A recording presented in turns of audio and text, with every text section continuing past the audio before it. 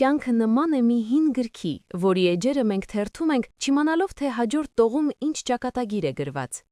Ես Անին եմ, մի աղջիկ, ում մանկությունն անցել է Երևանի հնամաշ թաղամասերից մեկում, որտեղ օդը ներծծված էր հացի թարմ բույրով և հարևանների հոգսաշատ զրույցներով։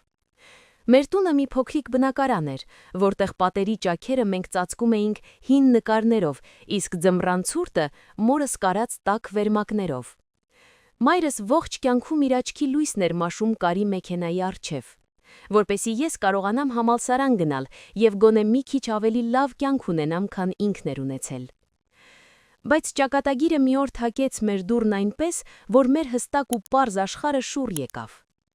Մի անձրևոտ երեկո, երբ Երևանի փողոցները փայլում էին լապտերների արտացոլանքից, մեր շենքի առջև կանգնեց մի սև, հսկայական մեքենա։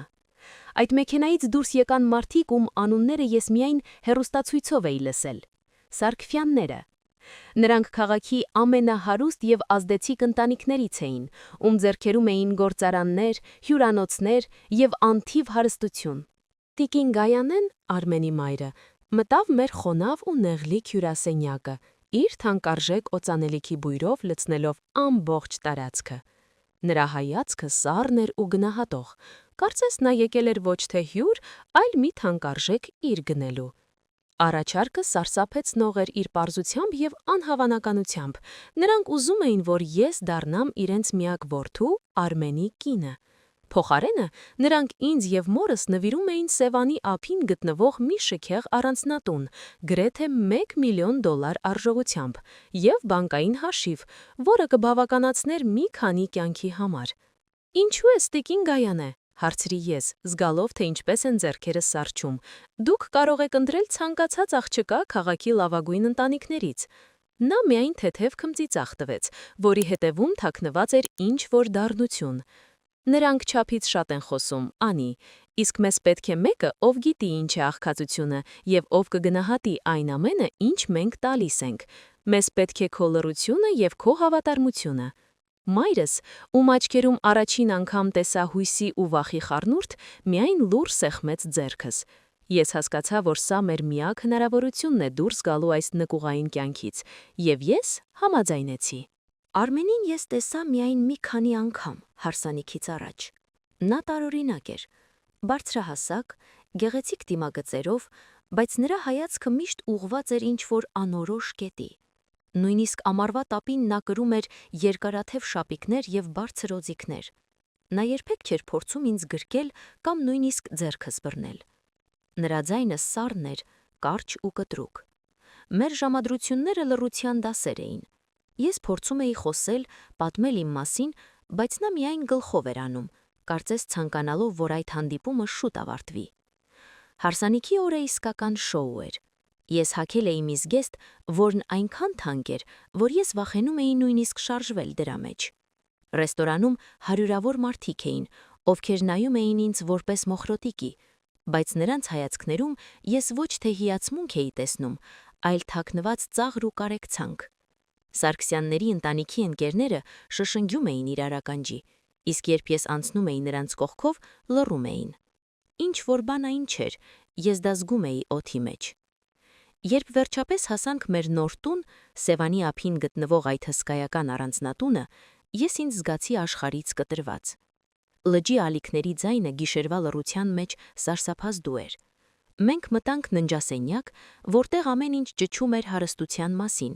բայց այդտեղ չկար ոչ մի կաթիլ ջերմություն։ Արմենը կանգնեց պատուհանի մոտ, նայելով ջրի մութ մակերևույթին։ Ես սպասում էի։ Սիրտս այնպես էր խփում, որ թվում էր կլսվի սենյակի մյուս ծայրում։ Անի,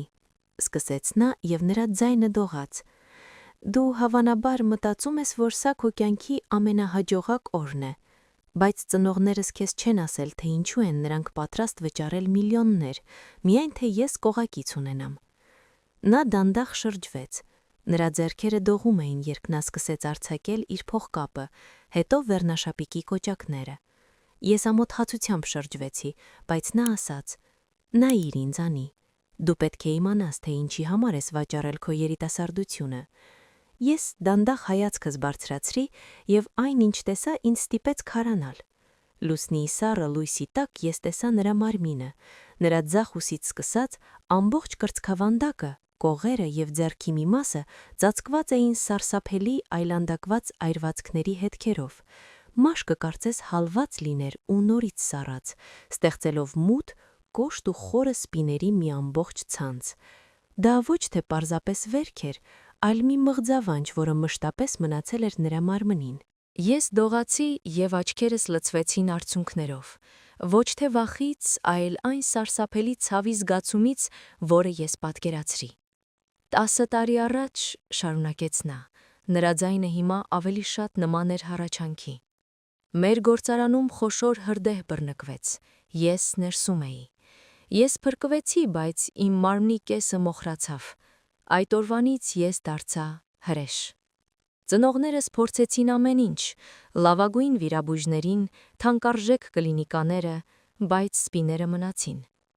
Ոչ մի աղջիկ իմ շրջապատից չէր կարողանում նայել ինձ առանց զզվանքի կամ սարսափի։ Նրանք փախչում էին հենց տեսնում էին սա։ Եվ այդ ժամանակ մայրս որոշեց, որ պետք է գտնել մեկին, ով այնքան աղքատ կլինի, որ այս տունն ու փողերը նրա համար ավելի կարևոր կլինեն, քան իմ տեսքը։ Նա գլուխը կախեց, սպասելով, որ ես հիմա կհավաքեմ իրերս, կամ գոնե կփակվեմ մյուս սենյակում։ Նա սովոր էր մերժմանը։ Նա կարծում էր, որ իրեն կարելի է սիրել կամ հանդուրժել միայն փողի դիմաց։ Ես կանգնած էի անշարժ, մտքիս մեջ պտտվում էին տիկին Գայանեի խոսքերը. «Մեզ պետք է քո լռությունը»։ Նրանք ուզում էին բնել իմ աչքերը, որպեսզի ես չտեսնեմ նրանց որդու ցավը, այլ տեսնեմ միայն նրանց հարստությունը։ Բայց ես տեսնում էի ավելին։ Ես տեսնում էի մի տղամարդու, ով տարիներ շարունակ ապրել էր մեկուսացված, ով ամեն օր հայելու մեջ տեսել էր իր ցավը և կարծել, որ ինքը արժանի չէ սիրո։ Ես դանդաղ քայլերով մոտեցա նրան։ Սենյակում տիրող լռությունը միայն խախտվում էր լճի ալիքների հեռավոր ձայնով։ Երբ ես արդեն նրա կողքին էի, նա ավելի շատ կծկվեց։ Ես բարձրացրեցի ձեռքս և շատ զգույշ, կարծես վախենալով ցավեցնել, մատներով դիպչեցի նրա ուսի սպիացոց մաշկին։ Արմենը ցնցվեց։ Նա նայեց ինձ այնպիսի հայացքով, կարծես ես մի հրաշք էի, որին նա չէր հավատում։ «Մի արա դա», շշնջաց նա, «դա զզվելի է»։ «Ոչ», ասացի ես, նայելով նրա աչքերի մեջ, որտեղ արցունքներ էին փայլում։ «Սա զզվելի չէ, սա քո պատմությունն է, Արմեն։ Ես ամբողջ կյանքում ապրել եմ աղքատության մեջ, որն էլ իմ մարմնի ու հոգու սպիներն է թողել։ Ես գիտեմ ինչ է նշանակում, երբ քեզ նայում են ու տեսնում միայն քո պակասը։